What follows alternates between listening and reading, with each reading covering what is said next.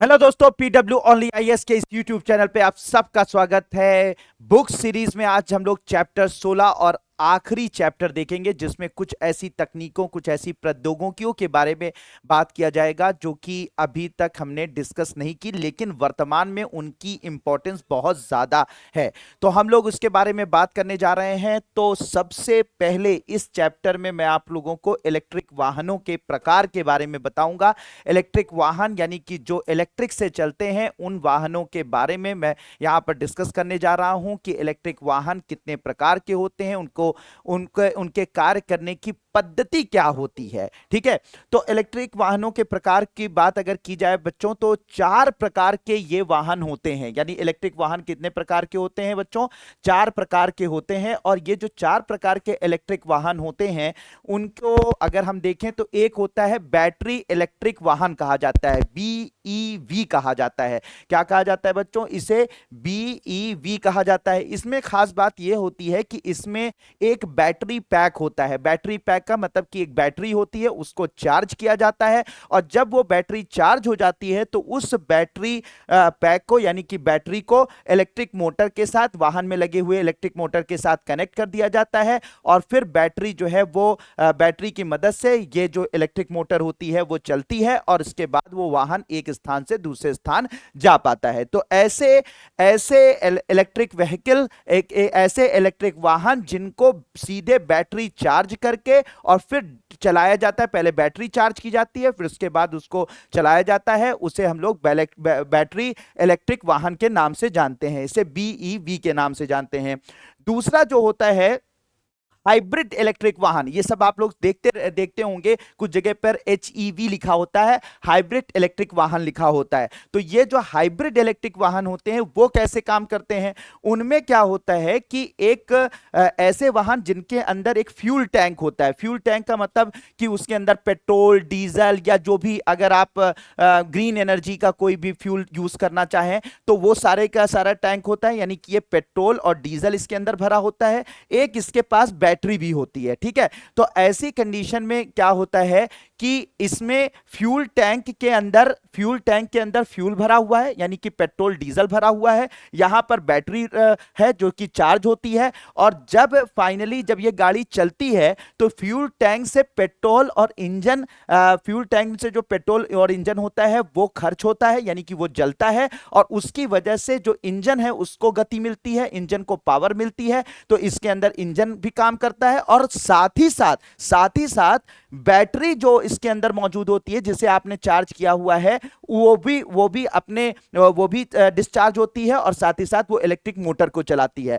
मतलब साथ ही साथ फ्यूल टैंक के अंदर रखा हुआ जो पेट्रोल और डीजल है वो भी चलेगा, वो इंजन को चलाएगा, और बैटरी से जो है इलेक्ट्रिक मोटर चलेगी। दोनों साथ ही साथ चलेंगे, और साथ ही साथ जो है वो एक गाड़ी को गति देंगे, गाड़ी को एक गति देंगे, और उसकी मदद से गाड़ी चलेगी। तो इसमें क्या होता है, हाइब्रिड में ये इसके अंदर क्या होता है, दोनों चीजें होती हैं। यानी कि पेट्रोल डीजल से चलने वाला जो है वो आपका इंजन भी होता है, और साथ ही साथ बैटरी से चलने वाली इलेक्ट्रिक मोटर भी होती है। दोनों साथ साथ चलते हैं, और दोनों साथ साथ चलकर गाड़ी को गति देते हैं, गाड़ी अपने गंतव्य तक पहुंच जाती है। तो इससे क्या होता है, जो ईंधन आप खर्च कर रहे हैं वो कम से कम होता है, क्योंकि बगल में जो बैटरी होती है, इलेक्ट्रिक से जो चार्ज बैटरी होती है, वो भी क्योंकि पावर दे रही है गाड़ी को, तो इसकी वजह से जो ईंधन का खर्च होता है वो काफी काफी कम हो जाता है। तो इस तरीके से जो इलेक्ट्रिक वाहन होते हैं उन्हें हाइब्रिड इलेक्ट्रिक वाहन के नाम से जाना जाता है। ठीक है, तो ये दोनों काम होते हैं। तीसरा होता है,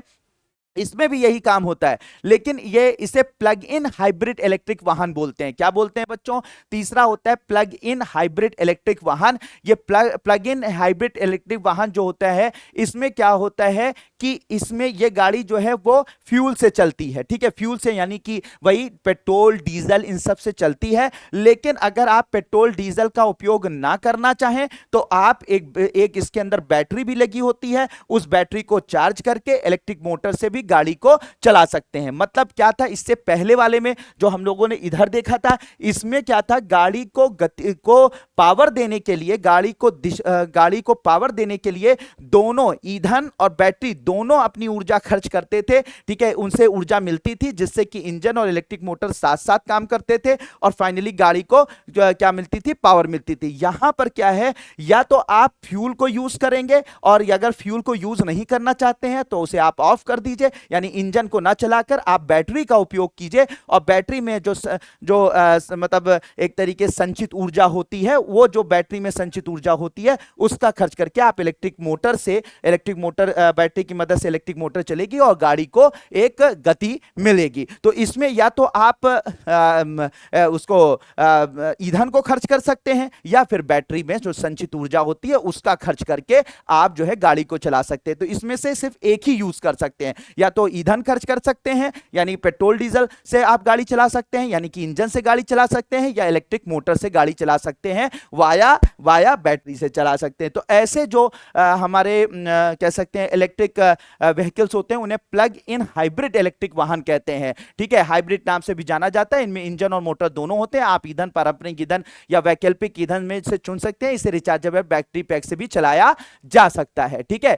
तो और ये जो बैटरी होती है ये सब बाहर से चार्ज की जाती है, इसको चार्जिंग स्टेशन होते हैं, वहां से इस बैटरी को आप चार्ज कर सकते हैं। तो इसे बोलते हैं प्लग इन हाइब्रिड इलेक्ट्रिक वाहन। होप कि आपको समझ में आ रही होगी बात, ठीक है।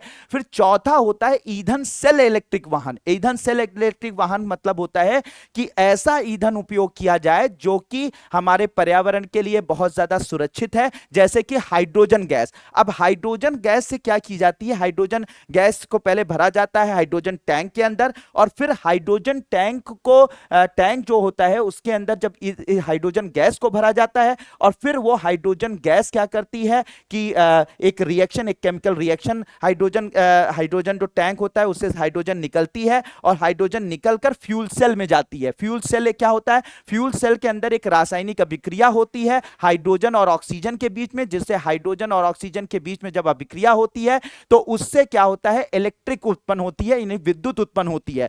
फिर जब ये फ्यूल सेल में विद्युत उत्पन्न होती है तो ये फ्यूल सेल जो है वो बैटरी को चार्ज कर देता है और इस बैटरी की मदद से क्या होता है कि इलेक्ट्रिक मोटर चलती है और फिर उसके बाद गाड़ी आगे बढ़ती है। फिर से समझ लीजिए क्या मैं बता रहा हूं। ऐसे जो ईंधन सेल इलेक्ट्रिक वाहन होते हैं इनमें क्या किया जाता है बच्चों, इसके अंदर पहले हाइड्रोजन जैसे फ्यूल को रखा जाता है। हाइड्रोजन जैसे फ्यूल जो हाइड्रोजन टैंक के अंदर भरे होते हैं उनको वो भेजे जाते हैं फ्यूल सेल के अंदर। फ्यूल सेल के अंदर क्या होता है, हाइड्रोजन और ऑक्सीजन के बीच में अभिक्रिया होती है जिसकी वजह से विद्युत उत्पन्न होती है, इलेक्ट्रिक उत्पन्न होती है और फिर वो जो विद्युत उत्पन्न होती है वो बैटरी को चार्ज करती है और फिर बैटरी के चार्ज होने के साथ साथ क्या होता है, इलेक्ट्रिक मोटर उस बैटरी की में जो संचित ऊर्जा होती है उसकी मदद से इलेक्ट्रिक मोटर चलती है और इलेक्ट्रिक मोटर जब चलती है तो इसी की वजह से हमारी जो गाड़ी होती है उनको गति मिलती है, उनको पावर मिलती है और गाड़ी चलती है। तो इसमें क्या है कि लगातार हाइड्रोजन फ्यूल यूज होता है। हाइड्रोजन फ्यूल जो है वो यूज होकर बैटरी को लगातार चार्ज करता रहता है और बैटरी की पावर की मदद से क्या होता है कि जो इलेक्ट्रिक मोटर होगी वो चलेगी और पहिए घूमेंगे और गाड़ी आगे बढ़ेगी। तो इस तरीके के जो कह सकते हैं कि इस तरीके के जो इलेक्ट्रिक व्हीकल्स होते हैं उन्हें ईंधन सेल इलेक्ट्रिक व्हीकल्स के नाम से जाना जाता है, फ्यूल सेल इलेक्ट्रिक व्हीकल के नाम से जाना जाता है। क्या बोला जाता है बच्चों, फ्यूल सेल इलेक्ट्रिक व्हीकल के नाम से जाना जाता है। तो कुल मिलाकर ये 4 प्रकार के इलेक्ट्रिक व्हीकल्स होते हैं जिनका उपयोग आज के वक्त में किया जा रहा है। साथ ही इससे बड़े फायदे हैं, ये जो इलेक्ट्रिक व्हीकल्स होते हैं इनसे बड़े फायदे हैं। क्या फायदे हैं, सबसे पहली बढ़िया बात यह होती है कि ये जो इलेक्ट्रिक व्हीकल्स होते हैं ये कम ऊर्जा का खर्च करके लंबी दूरी तय कर सकते हैं, ठीक है, कम ऊर्जा खर्च करके लंबी दूरी तय कर सकते हैं। साथ ही साथ अगर आप फ्यूल सेल इलेक्ट्रिक व्हीकल जैसे यूज करते हो तो इससे क्या होता है, कार्बन का उत्सर्जन बहुत कम होता है, यानी कि ये पर्यावरण के लिए बहुत ज्यादा लाभकारी हैं, ठीक है। ग्रीन हाउस गैसेस जो हैं, जो हमारे पेट्रोल डीजल से चलने वाली जो गाड़ियां होती हैं जो निकालती हैं इस तरीके के जो ग्रीन हाउस गैसेस, जिससे कि हमारा पर्यावरण गर्म हो रहा है, हमारा जो पूरा का पूरा धरती गर्म हो रही है, उससे बहुत ज्यादा बचत हो जाती है, ठीक है। तो जितने भी इलेक्ट्रिक व्हीकल्स हैं ये या तो ये ग्रीन हाउस गैसेस को या जो हार्मफुल जो हमारे पर्यावरण के लिए खतरनाक गैसेस हैं उनके उपयोग को कम कर देती हैं या बिल्कुल भी उनका उपयोग नहीं करती हैं। इस वजह से ये पर्यावरण के लिए बहुत ज्यादा लाभदायक होते हैं, ठीक है। एक ये चीज होती है, कम ऊर्जा खर्च करके लंबी दूरी तय कर सकते हैं, ये इसका फायदा होता है। और साथ ही साथ जो है साथ ही साथ जो है ये अगर हाइड्रोजन से अगर चलाई जाए, अगर ये इलेक्ट्रिक व्हीकल हाइड्रोजन से चलाई जाए, तब तो आप ये समझ लीजिए कि बहुत ही ज्यादा ये ग्रीन एनर्जी का उपयोग करके ये हमारे मतलब कुल मिलाकर फ्यूचर जो है वो इलेक्ट्रिक व्हीकल्स का है। ठीक है, फ्यूचर है। अगर हाइड्रोजन वाला फ्यूल आप यूज कर रहे हैं तो हाइड्रोजन में होता क्या है, जब हाइड्रोजन और ऑक्सीजन रिएक्ट करके इलेक्ट्रिक उत्पन्न करते हैं, विद्युत उत्पन्न करते हैं, तो उसका जो कह सकते हैं बाई प्रोडक्ट निकलता है वो पानी निकलता है, जलवाष्प निकलती है। और जलवाष्प निकलती है जिससे फिर जलवाष्प जो है वो इतनी तो हानिकारक नहीं है, और साथ ही साथ जो है वो कार्बन डाइऑक्साइड वगैरह कुछ निकलती नहीं है, जिससे कि हमारे पर्यावरण को किसी भी प्रकार का नुकसान नहीं होता है। तो ये सब फायदे हैं इलेक्ट्रिक व्हीकल्स के। लेकिन अभी भी इलेक्ट्रिक व्हीकल्स में कुछ चैलेंजेस जो हैं वो बाकी हैं। बहुत सारे ऐसे चैलेंजेस हैं अभी इलेक्ट्रिक व्हीकल्स को लेकर, जैसे कि बहुत सारी बैटरीज जो हैं वो उनके ब्लास्ट होने का जो है वो एक बहुत बड़ा खतरा बना हुआ रहता है हमेशा इलेक्ट्रिक व्हीकल में। और कई ऐसी घटनाएं देखी गई हैं जहां पर इलेक्ट्रिक व्हीकल्स के अंदर जो रखी बैटरी होती है वो एक्स्ट्रा चार्ज हो जाने की वजह से क्या हो जाती है, ब्लास्ट कर जाती है। एक ये दिक्कत आ रही है। अब बहुत सारी जगहों पर उसके इलेक्ट्रिक मोटर्स में आग लगने का खतरा बना हुआ है। ठीक है, इस तरीके की बहुत सारी घटनाएं हो रही हैं। इसके अलावा जो है अभी हम लोगों के देश में हर जगह चार्जिंग पॉइंट अवेलेबल नहीं है। तो आप लंबी दूरी अगर लेकर जा रहे हैं, मान लीजिए किसी बिहार इलाके में जा रहे हैं जहां पर इलेक्ट्रिक व्हीकल्स को चार्ज करने की सुविधा नहीं है, तो वहां आप रास्ते में फंस सकते हैं। ये भी समस्या है। इसके अलावा इलेक्ट्रिक व्हीकल कंपैरेटिवली बहुत ज्यादा महंगी है। अभी वर्तमान की मैं बात करूं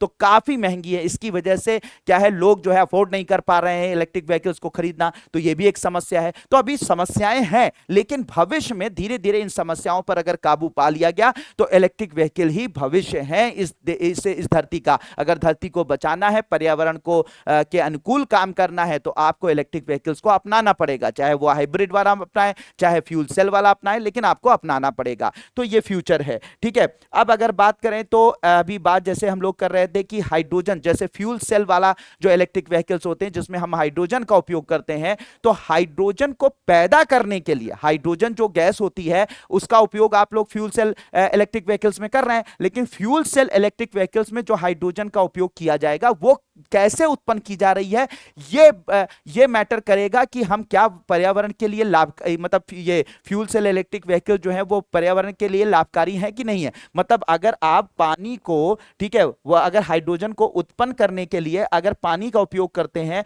तो इस पानी को तोड़ने के लिए या इस पानी को तोड़ने के लिए या इससे हाइड्रोजन प्राप्त करने के लिए अगर आप लोगों ने कोयला जलाया और फिर हाइड्रोजन प्राप्त की, और फिर हाइड्रोजन को प्राप्त करके आप जो है इलेक्ट्रिक व्हीकल्स में यूज कर रहे हैं, तो क्या फायदा। तब तो आपने कोयला तो जला ही दिया ना हाइड्रोजन को प्राप्त करने के लिए, तब तो कार्बन इमिशन हो ही गया, कार्बन तो निकल ही गया, तो कार्बन तो पर्यावरण को नुकसान पहुंचा ही रहा है। तो बहुत तरीके से हाइड्रोजन को प्राप्त किया जा सकता है। लेकिन अगर आपने जीवाश्म ईंधनों जैसे कोयला वगैरह की मदद से अगर हाइड्रोजन को प्राप्त किया जो आप फ्यूल सेल के अंदर उपयोग में लाएंगे, तो फिर कोई फायदा नहीं होगा, क्योंकि ऑलरेडी उसको हाइड्रोजन को प्राप्त करने में ही इतना आप वो जीवाश्म ईंधन जला देंगे कि उसका कोई भी हमारे पर्यावरण पर सकारात्मक प्रभाव नहीं पड़ेगा। तो इसलिए हम लोग इस वक्त पूरी दुनिया में काम जो कर रहे हैं वो कर रहे हैं कि हम लोग ग्रीन हाइड्रोजन को उत्पन्न करें। ग्रीन हाइड्रोजन क्या होती है, पूरी दुनिया में भी और इंडिया में भी बहुत सारी ग्रीन हाइड्रोजन मिशन वगैरह स्टार्ट किए जा रहे हैं, जहां पर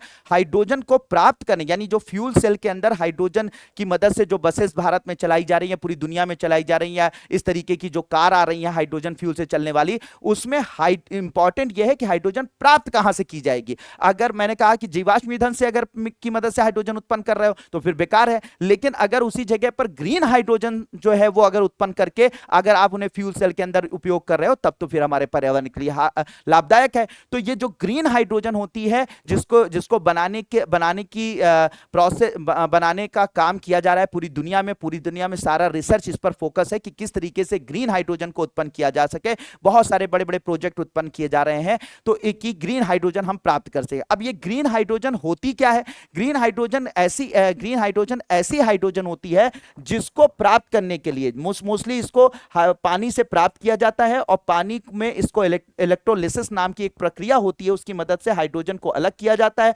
ऑक्सीजन को अलग किया जाता है, और इसको अलग करने के लिए, इसको अलग करने के लिए जो एनर्जी देनी पड़ती है, हाइड्रोजन और वो ऑक्सीजन को अलग करने के लिए जो एनर्जी देनी पड़ती है, वो एनर्जी यानी वो जो ऊर्जा देनी पड़ती है, वो ऊर्जा हमें प्राप्त होती है किससे? किससे प्राप्त होती है? वो ऊर्जा हमें प्राप्त होती है आपके जैसे सोलर एनर्जी से, सोलर एनर्जी से, या फिर कोई या पवन जो पवन ऊर्जा होती है, तो सूर्य की सौर ऊर्जा से या पवन ऊर्जा की मदद से, यानी कि ऐसी ऊर्जा के संसाधन, ऐसा ऊर्जा के संसाधन जो कि धारणीय है, जो कि पर्यावरण के अनुकूल है, उनकी मदद से अगर आप सौर ऊर्जा की मदद से या पवन ऊर्जा की मदद से अगर पानी को तोड़ दे रहे हैं और पानी को तोड़कर हाइड्रोजन अलग कर ले रहे हैं और फिर इसका उपयोग जो है वो फ्यूल सेल जो इलेक्ट्रिक व्हीकल्स हैं उनमें कर रहे हैं, तो इस तरीके की जो हाइड्रोजन होती है, जो प्राप्त की जाती है, उसे हम लोग क्या बोलते हैं? ग्रीन हाइड्रोजन के नाम से जानते हैं। तो ग्रीन हाइड्रोजन को प्राप्त करने,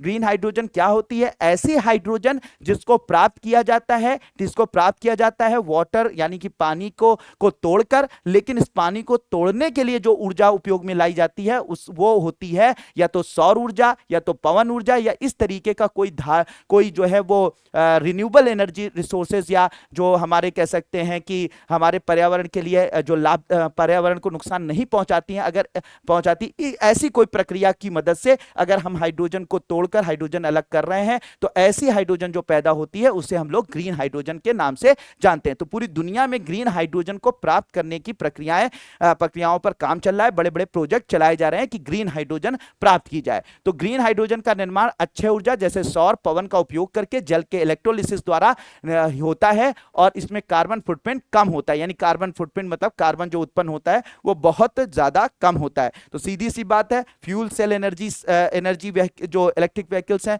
वो सबसे अच्छे व्हीकल माने जा रहे हैं अभी, और उनमें जो फ्यूल डाला जाता है, हाइड्रोजन फ्यूल डाला जाता है, और वो जो हाइड्रोजन प्राप्त की जाती है अगर उसको जो है वो अक्षय ऊर्जा से यानी कि सोलर एनर्जी या पवन ऊर्जा से प्राप्त किया जाए, तो ऐसी हाइड्रोजन को हम लोग ग्रीन हाइड्रोजन कहते हैं। तो होप मेरे प्यारे बच्चों ग्रीन हाइड्रोजन क्या होती है ये बात आपको स्पष्ट हो गई होगी। अब ये जो ग्रीन हाइड्रोजन, ये जो फ्यूल सेल ऑपरेटिंग प्रिंसिपल होता है, यानी कि ये जो फ्यूल सेल जो इलेक्ट्रिक व्हीकल्स हम लोगों ने बात करी अभी थोड़ी पहले, ऐसे इलेक्ट्रिक जो फ्यूल सेल से चलते हैं वो कैसे काम करते हैं, तो उसमें मैंने आपको पहले भी बताया, इधर भी समझ लीजिए कि क्या होता है कि फ्यूल इसके अंदर जो फ्यूल सेल होता है, फ्यूल सेल, उस फ्यूल सेल के अंदर क्या किया जाता है कि फ्यूल को डाला जाता है यानी कि हाइड्रोजन को डाला जाता है, और इधर की तरफ से एयर से ऑक्सीजन डाली जाती है। तो हाइड्रोजन जाती है एनोड पर और ऑक्सीजन जाती है कैथोड पर, ठीक है। और फिर उसके बाद ये इसमें एक ये जो हाइड्रोजन को उसके हाइड्रोजन टैंक से डाला जाता है,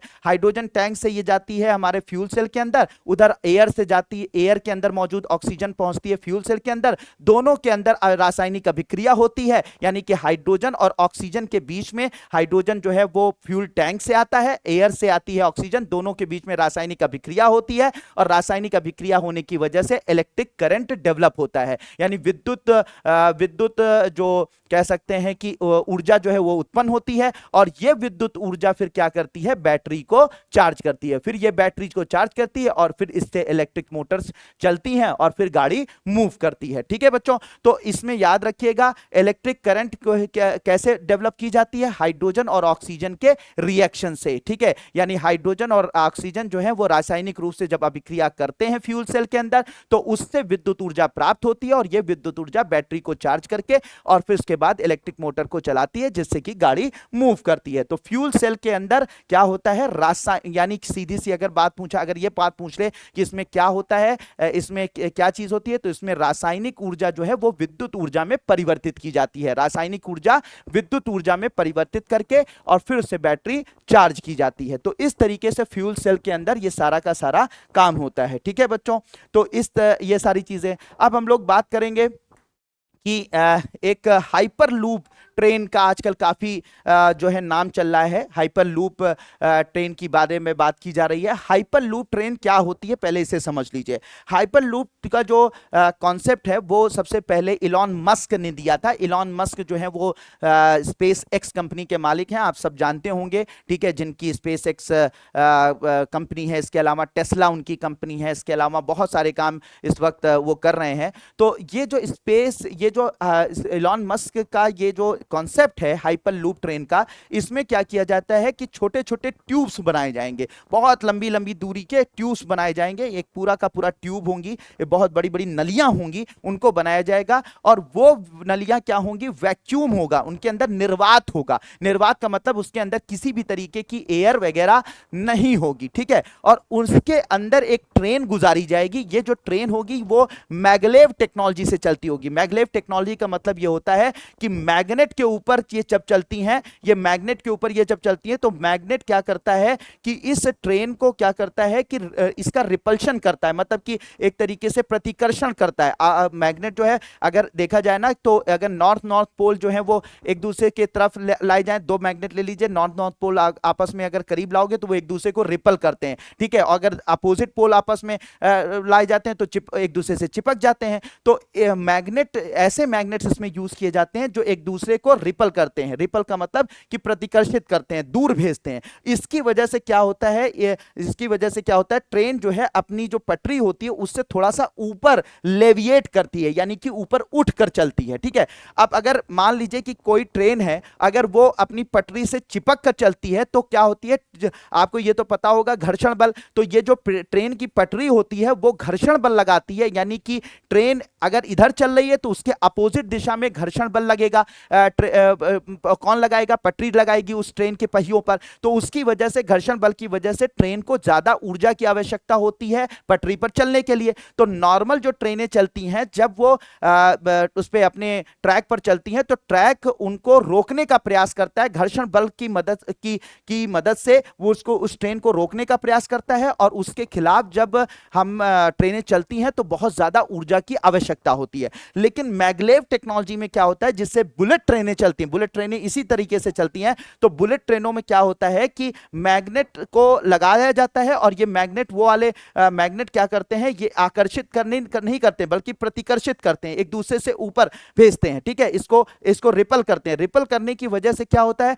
कि ये जो पटरी होती है उस पटरी से थोड़ा सा उठकर ट्रेन चलती है। उठकर ट्रेन चलने की वजह से जो पटरी का घर्षण बल है वो इस ट्रेन पर नहीं लगने पाता, इस ट्रेन के पहियों पर नहीं लगने पाता। और जब घर्षण बल नहीं लगता तो मतलब यानी घर्षण बल तो रोकता है, तो ये ट्रेनों को रोकने का जो प्रयास जो ट्रेन की पटरी करती है वो नहीं कर पाती है, जिसकी वजह से ट्रेन की गति जो है वो उतनी ऊर्जा जितनी नॉर्मल ट्रेनों में दी जाती है, उतनी ऊर्जा अगर ट्रेन में दे दी जाए तो बहुत तेज गति प्राप्त कर लेती है, क्योंकि घर्षण बल यहां पर नहीं लग रहा है, बहुत कम लग रहा है। इसकी वजह से क्या है, ट्रेन को बहुत तेज से, मतलब कम ऊर्जा में ज्यादा गति प्राप्त हो जाती है, क्योंकि इसको रोकने का प्रयास जो है वो पटरी नहीं करती, क्योंकि ये पटरी के ऊपर से उठकर चलती है। तो इस टेक्नोलॉजी को मैगलेव टेक्नोलॉजी कहते हैं और इसी की मदद से जो है वो बुलेट ट्रेन चलाई जाती है। लेकिन सर बुलेट ट्रेन और इसमें क्या डिफरेंस है? इसमें एक डिफरेंस ये है कि बुलेट ट्रेन जो है वो जब मतलब ऐसे नॉर्मली चलती है, मतलब हवा में चलती है, ठीक है।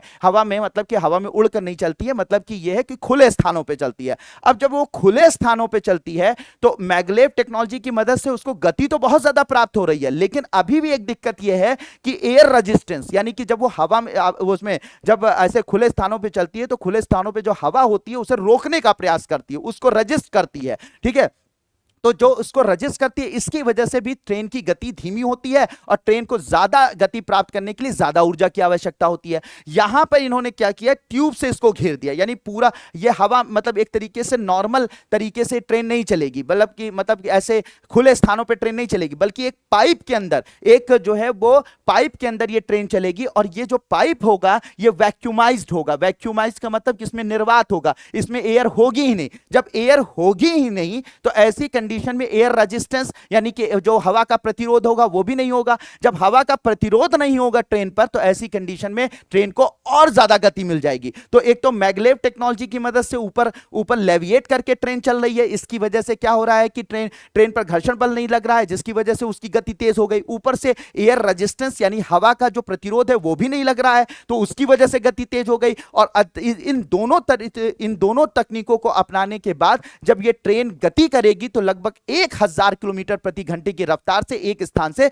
दूसरे स्थान पहुंच जाएंगी। तो आप जो है वो जो काम जो है वो कई घंटों में पूरा कर पाते थे, कहीं कहीं की यात्रा अगर कई घंटों में पूरा कर पाते थे, वो कुछ मिनटों में पूरी कर लेंगे। ठीक है, तो ये जो इस तरीके की जो टेक्नोलॉजी है उसे हम लोग ने क्या नाम दिया है, इस तरीके की जो इसे हाइपर लूप ट्रेनें कहा गया है। हाइपर लूप ट्रेनें क्या है, फिर से मैं बता दे रहा हूं, थोड़ा सा रिवाइज कर दे रहा हूं। हाइपर लूप ट्रेनें क्या है, हाइपर लूप ट्रेनें क्या है, एक टनल के अंदर चलेंगी, एक पाइप के अंदर चलेंगी, और ये पाइप के अंदर बिल्कुल वैक्यूमाइज रहेगा, जिससे एयर रेजिस्टेंस, हवा का जो है वो घर वो हवा का जो वो होता है, क्या कहते हैं, रोक मतलब हवा का जो रेजिस्टेंस होता है, प्रतिरोध होता है, वो यहाँ पर नहीं होगा, जिससे कि इन्हें बहुत तेजी से गति मिलेगी। साथ ही साथ ये मैगलेव टेक्नोलॉजी का उपयोग करेंगे, हवा थोड़ा सा सरफेस से ऊपर उठकर चलेंगी, जिससे कि क्या है कि सरफेस का यानी कि पटरी का रेजिस्टेंस इन्हें नहीं मिलेगा, प्रतिरोध नहीं मिलेगा, जिससे कि ये और गति प्राप्त करेंगे, और फाइनली 1000 किलोमीटर प्रति घंटे की रफ्तार से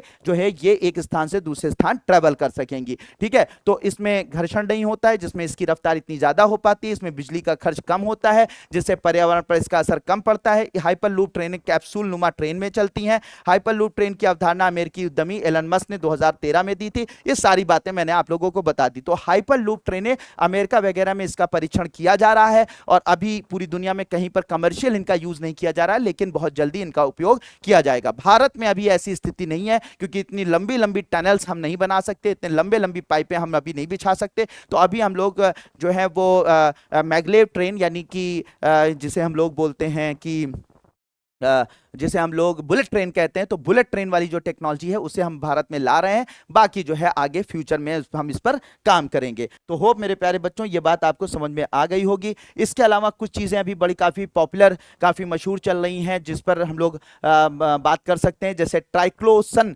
जो है वो एक तरीके का एक ब्रॉड स्पेक्ट्रम एंटीबायोटिक है। ठीक है, एक एंटीसेप्टिक है, तो इसे ट्राइक्लोसन के नाम से जाना जाता है। अक्सर आप लोगों ने देखा होगा हैंड वॉश के अंदर, साबुन के अंदर, टूथपेस्ट के अंदर इनका उपयोग किया जाता है। और ये जो ट्राइकोल्सन्स होते हैं ये बैक्टीरिया को, फंगस को, वायरस को जो है वो किल करने का काम करते हैं। तो अक्सर साबुन वगैरह में जो एंटीबैक्टीरियल या एंटीसेप्टिक यूज किया जाता है, ठीक है, वो यही ट्राइकोल्सन होता है। तो याद रखिएगा, ट्राइकोल्सन जो है एक तरीके का क्या है, एक कृत्रिम जीवाणुरोधी है। ठीक है, एक एंटीबायोटिक है या एंटीसेप्टिक है, और ये क्या कहते हैं, और साथ ही साथ किसी भी तरीके के इन्फेक्शन से बचाने का काम करता है। साफ सफाई में इसका उपयोग किया जाता है, साबुन और हैंड वॉश वगैरह में इनका उपयोग किया जाता है। ठीक है, इसके अलावा जो है नीम लेपित यूरिया काफी मतलब चर्चा में है। नीम लेपित यूरिया में क्या होता है, यूरिया क्या होती है, यूरिया जो है एक तरीके की खाद होती है, जो कि हमारे जो फसल होती हैं उनमें नाइट्रोजन की पूर्ति करती है। नाइट्रोजन उपलब्ध, मतलब नाइट्रोजन की जो कमी होती है खेतों में, उनको पूरा करने का काम जो है वो यूरिया के द्वारा किया जाता है। तो यूरिया एक खाद है जो कि नाइट्रोजन की कमी को खेतों में पूरी करती है। तो जब इस खाद को छिड़काव किसी भी खेत में कर दिया जाता है, तो इसकी मदद से नाइट्रोजन की पूर्ति हो जाती है उस खेत में, जिससे कि हमारे पेड़ पौधे उन नाइट्रोजन को प्राप्त करके और बहुत बढ़िया गति, बहुत तेज अच्छे से जो है उग पाते हैं, बहुत अच्छा जो है उत्पादन कर पाते हैं। लेकिन ये जो नीम लेपित यूरिया है, इसका क्या मतलब होता है? जब नीम लेपित यूरिया क्या होता है, नीम जो है, नीम तो आप लोग जानते ही हैं, नीम का पेड़ तो जानते ही हैं। तो नीम को कोट कर दिया जाता है यूरिया पर, यानी कि उस पर एक परत चढ़ा दी जाती है। जो यूरिया बनाई जा रही है उस यूरिया पर नीम को जो है लपेट दिया जा रहा है। नीम के ऊपर नीम ऊपर से, नीम जो है वो उसको लपेट कर वो यूरिया तैयार की जा रही है। यानी कि जो हमारे यूरिया के कण होते हैं उन पर जो है नीम जो है चढ़ी होती है। ठीक है, तो इसे नीम लेपित यूरिया कहते हैं। फायदा क्या है? फायदा यह है कि जब हम इसका छिड़काव खेतों में करते हैं तो ये जो है धीरे धीरे नीम लेपित यूरिया जो है उसमें से धीरे धीरे जो है वो यूरिया रिलीज होता है। ठीक है, नाइट्रोजन रिलीज होती है, जिसकी वजह से एक बारगी खेत में नाइट्रोजन को एक साथ आप मतलब सीधे यूरिया आपने डाल दिया, तो ऐसी कंडीशन में अभी हमारे खेत को उतनी आवश्यकता नाइट्रोजन की नहीं थी जितनी की आपने उस वहां पे दे दी। तो इसकी वजह से एक्स्ट्रा नाइट्रोजन होने की वजह से, एक्स्ट्रा यूरिया पहुंचने की वजह से हमारे ये हमारे खेतों में को प्रदूषित भी कर देता है। खेतों में बहुत सारी समस्याएं भी उत्पन्न कर देता है। लेकिन अगर नीम लेपित यूरिया आप उपयोग में लाएंगे तो नीम लेपित यूरिया थोड़े थोड़े समय पर नाइट्रोजन रिलीज करती है। तो फिर क्या होता है, धीरे धीरे वो जब रिलीज करती है तो ऐसी कंडीशन में क्या होता है, जो हमारे पेड़ पौधे होते हैं खेतों में, वो धीरे धीरे नाइट्रोजन जितनी उनकी आवश्यकता होती है उतना जो है वो मृदा से खींचते हैं। ठीक है, मृदा से खींचते रहते हैं और अपना ग्रोथ करते रहते हैं। फिर उसके बाद जो और जरूरत होती है तो थोड़ी दिन बाद और रिलीज हो जाती है उस नीम लेपित यूरिया से नाइट्रोजन, फिर उसको और यूज करते हैं, फिर और ग्रोथ करते हैं, यानी आराम से वो प्रोसेस होती है। ठीक है, वही बात है, कोई भी चीज अगर कम डाली जाए तो वो भी खतरनाक, उसकी कमी भी खतरनाक, उसकी अधिकता भी खतरनाक। तो जब हम लोग नॉर्मल यूरिया खेतों में यूज करते हैं तो वो अधिक मात्रा में यूरिया पहुंच जाती है, जिसकी वजह से हमारे खेतों को नुकसान पहुंचता है और या तो प्लांट बहुत तेजी से ग्रोथ करते हैं या तो जल जाते हैं। लेकिन अगर धीरे धीरे जितनी उनकी खेतों को आवश्यकता है वो धीरे धीरे वो चीजें नाइट्रोजन हमारे खेतों को मिलेगी, तो उससे हमारे जो है प्लांट जो है वो आराम से ग्रोथ करेंगे, प्रॉपर ग्रोथ करेंगे। तो उसी की वजह से नीम लेपित यूरिया का उपयोग किया जा रहा है। ठीक है, तो इसकी घुलनशीलता की गति धीमी हो जाती है, जिससे पौधों के लिए नाइट्रोजन पोषक तत्व की उपलब्धता अवधि में वृद्धि होती है। ठीक है, ये हमारे पर्यावरण के लिए बहुत ज्यादा लाभकारक है। तो ये है।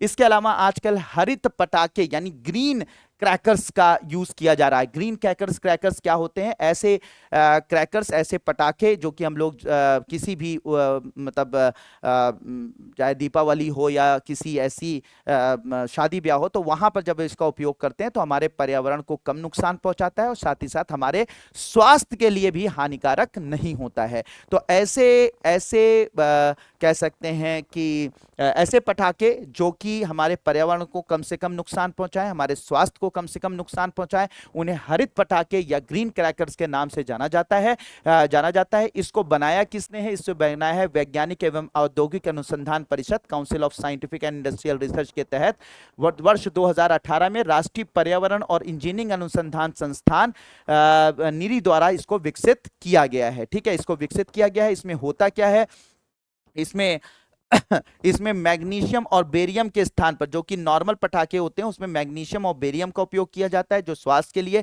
पर्यावरण के लिए हानिकारक होते हैं। लेकिन उनके स्थान पर पोटेशियम नाइट्रेट और एल्युमिनियम जैसे वैकल्पिक रसायनों का उपयोग किया जाता है जो कि पर्यावरण में या स्वास्थ्य के लिए कम से कम हानिकारक होते हैं। इन पटाखों में आर्सेनिक का उपयोग नहीं किया जाता जो कि बहुत ज्यादा जहरीला होता है, इसका उपयोग नहीं किया जाता है, बल्कि इसमें कार्बन का उपयोग किया जाता है। ठीक है, इनकी जगह पर कार्बन का उपयोग किया जाता है। अब ये जो ग्रीन क्रैकर्स होते हैं इनका मतलब ये नहीं होता कि बिल्कुल प्रदूषण नहीं फैलाते या स्वास्थ्य के लिए बहुत लाभदायक होते हैं, ऐसा कुछ नहीं होता। लेकिन कंपैरेटिवली जो है वो पुराने जो क्रैकर्स हैं, जो नॉर्मल क्रैकर्स हैं, नॉर्मल जो पटाखे हैं, उनसे जो है इससे पर्यावरण प्रदूषण कम होता है और स्वास्थ्य को भी, जो मानव स्वास्थ्य को भी कम से कम हानि होती है। ठीक है बच्चों, तो ये सारी चीजें। इसके अलावा कुछ लोगों को जब डायबिटीज हो जाती है तो डायबिटीज के केसेस में क्या होता है, शुगर खाना यानी कि जो चीनी खाना बिल्कुल जिनको मना हो जाता है तो उनके लिए कुछ शर्करा यानी कि शुगर के विकल्प मौजूद हैं जो उनको दिए जाते हैं, जो शरीर के अंदर जाने पर ग्लूकोज का लेवल नहीं बढ़ाते, लेकिन उनका जो स्वाद होता है वो मीठा होता है। तो आजकल मिठाइयों में, आजकल शरबत में, आजकल खानों में क्या किया जा रहा है कि मीठे का मतलब जो डायबिटीज के पेशेंट हैं जिनको मीठा मना होता है, चीनी मना होती है, उनको चीनी का स्वाद भी आ जाए और साथ ही साथ उनके शरीर में शुगर की मात्रा बढ़े भी ना, तो उसको ऐसा करने के लिए कृत्रिम मधुरक यानी कि आर्टिफिशियल स्वीटनर्स का उपयोग किया जाता है। ठीक है, और ये आर्टिफिशियल स्वीटनर जो है वो टेस्ट में तो मीठे होते हैं लेकिन किसी भी प्रकार की बॉडी में ग्लूकोज के लेवल को बढ़ाते नहीं है। ठीक है, नहीं है, तो इन्हें कृत्रिम मधुरक या आर्टिफिशियल स्वीटनर के नाम से जाना जाता है। क्या है ये आर्टिफिशियल स्वीटनर? जिसमें से सैकरीन नाम है, एस्पार्टम नाम है, एसएस सल्फेम नाम है, एसएस सल्फेम, पोटेशियम नाम है, सुक्रालोज नाम है, नियोटेम नाम है, एडवांटेम नाम है। ये सब जो है कृत्रिम मधुरक के उदाहरण हैं जिनको मिठाई में, खाने में, पेय पदार्थों में अगर आप मिला देंगे तो मीठे का मजा भी लीजिए और शुगर भी आपकी बढ़ेगी नहीं। तो इन्हें कृत्रिम मधुरक या आर्टिफिशियल स्वीटनर के नाम से जाने जाते हैं। ऐसे आप लोगों ने देखा होगा इस तरीके के सैशे। इसके अलावा कुछ टर्म्स हैं जो कि हमारे जो है वो काफ़ी पॉपुलर हो रहे हैं, जो कि मतलब खास करके हेल्थ से संबंधित कुछ ऐसे टर्म्स हैं जो काफ़ी पॉपुलर हो रहे हैं, हमें नहीं समझ में आते, तो मैंने सोचा कि इसको भी आपको बता दूं। जैसे आजकल स्मार्ट स्किन केयर उपकरण है। स्मार्ट स्किन केयर उपकरण क्या होते हैं? स्मार्ट स्किन केयर उपकरण क्या होते हैं? आपकी स्किन में उनके अंदर स्पेशल सेंसर होते हैं, तो वो आपकी स्किन में को डायग्नोस कर लेते हैं कि आपकी स्किन का टाइप क्या है, वो ऑयली है या नॉर्मल है। ठीक है, वो आपकी स्किन की ज़रूरतों को वो सेंसर समझ लेते हैं, आपका स्किन का टाइप को समझ लेते हैं, फिर उसी के हिसाब से क्या होते हैं ये सेंसर।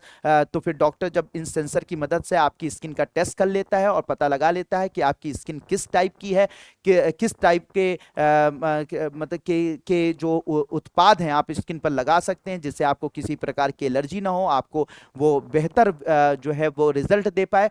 तो उस ऐसे जो स्मार्ट स्मार्ट स्किन केयर उपकरण होते हैं, उन्हें स्मार्ट स्किन केयर उपकरण के नाम से जाना जाता है। तो स्मार्ट स्किन केयर उपकरण क्या होते हैं? जो आपकी बॉडी में उनके अंदर स्पेशल सेंसर होते हैं जो आपकी स्किन के टाइप को, उनकी क्वालिटी को, उसके अंदर जो पॉजिटिव्स हैं निगेटिव्स हैं उनकी पहचान कर लें, उन्हें स्मार्ट स्किन केयर उपकरण कहते हैं। इसकी मदद से जब डॉक्टर आपकी बॉडी को डायग्नोस कर लेता है तो उसी हिसाब से आपको क्रीम या कोई भी स्किन केयर प्रोडक्ट है उसको रिकमेंड करता है। ठीक है, दूसरा जो हो जाता है सौंदर्य में सटीक चिकित्सा। आजकल सटीक चिकित्सा की बात की जा रही है, यानी कि बिल्कुल एक्यूरेट जो है वो ट्रीटमेंट की बात की जा रही है। तो आजकल क्या किया जा रहा है कि सिर्फ उपकरण की मदद से, यानी स्मार्ट जो सेंसर्स होते हैं उनकी मदद से सिर्फ आपकी स्किन का टेस्ट ही नहीं किया जाता। आजकल तो बात यहां तक हो गई है कि आपकी बॉडी की सेल्स को लेकर आपका पूरा जेनेटिक टेस्ट कर लिया जाएगा।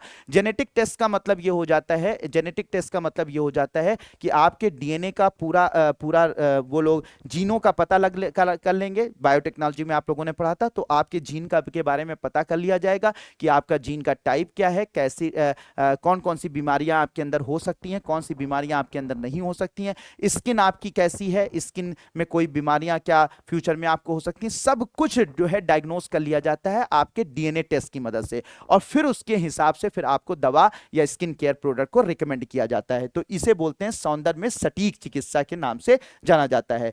इसके अलावा टेली हेल्थ और टेली चिकित्सा की बात की जा रही है। टेली हेल्थ या टेली चिकित्सा में क्या होता है कि एक डॉक्टर जो है किसी शहर में बैठा हुआ है, मान लीजिए कि आप रहते हैं प्रयागराज में, लेकिन आप किसी मुंबई के डॉक्टर को दिखाना चाहते हैं, तो मुंबई में डॉक्टर एक वीडियो कैमरे के जरिए, वीडियो कॉन्फ्रेंसिंग के जरिए आपसे कनेक्ट हो जाएगा और आपसे बात करेगा, आपसे बात करके आपके बारे में पूछेगा, आपकी रिपोर्ट्स देखेगा, आपसे डिस्कस करेगा आपकी बीमारी के बारे में, और उसके बाद आपको दवाएं लिख देगा या जो भी इलाज है उसके बारे में के बारे में आपको बता देगा। तो इस तरीके की जो चिकित्सा आजकल चल रही है, ठीक है, कि आप प्रयागराज में बैठे बैठे मुंबई के डॉक्टर से कंसल्ट कर लीजिए, किसी गांव में बैठे बैठे शहर के डॉक्टर से कंसल्ट कर लीजिए, ठीक है, और वो उससे ट्रीटमेंट करवा लीजिए। इस तरीके की जो चिकित्सा है उसे टेली हेल्थ या वर्चुअल परामर्श के नाम से जाना जाता है या टेली चिकित्सा के नाम से जाना जाता है।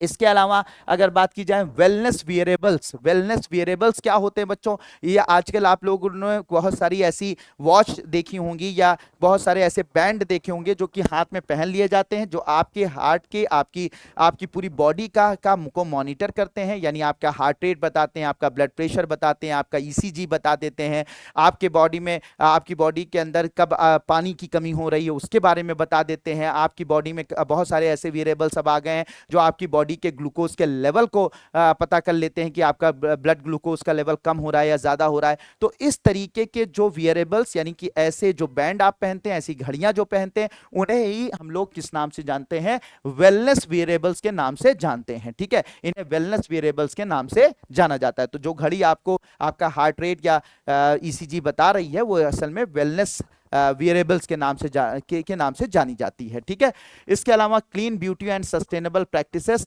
अब आजकल बात ये चीज है कि जो ब्यूटी प्रोडक्ट्स आजकल मार्केट में आ रहे हैं उनमें एक कैटेगरी ऐसी भी आती है जिसे clean beauty and sustainable practices कहा जाता है। इसका मतलब क्या होता है कि ऐसी ब्यूटी प्रोडक्ट्स आप यूज कीजिए जो पर्यावरण के लिए भी हानिकारक ना हो और आपके शरीर के लिए भी हानिकारक ना हो। तो सीधी सी बात है, ऑर्गेनिक प्रोडक्ट जैसे हो जाते हैं कि आपके सीधे मतलब नीम की पत्ती से बनाया हुआ केमिकल जो है वो आप अपने चेहरे पर लगाना चाहते हैं, बॉडी में लगाना चाहते हैं, नहीं, आप सीधे जो है वो बिल्कुल रॉ जो है वो नीम की पत्तियों को लाएं या उससे बना हुआ कोई ब्यूटी प्रोडक्ट लें और उस इसमें केमिकल का मिनिमम उपयोग किया गया हो या बिल्कुल उपयोग ना किया गया हो और उसे बॉडी पर लगाएं। तो इससे क्या होगा कि आपको डायरेक्ट मतलब प्राकृतिक चिकित्सा भी मिलेगी, आपको कोई साइड इफेक्ट के भी कम चांसेस होंगे और साथ ही साथ जो अब उसमें क्योंकि केमिकल का उपयोग नहीं किया गया है तो यह हमारे पर्यावरण के लिए भी हानिकारक नहीं होगा। तो आजकल हम लोग अपनी ब्यूटी प्रोडक्ट या किसी भी तरीके के वेलनेस प्रोडक्ट में कोशिश कर रहे हैं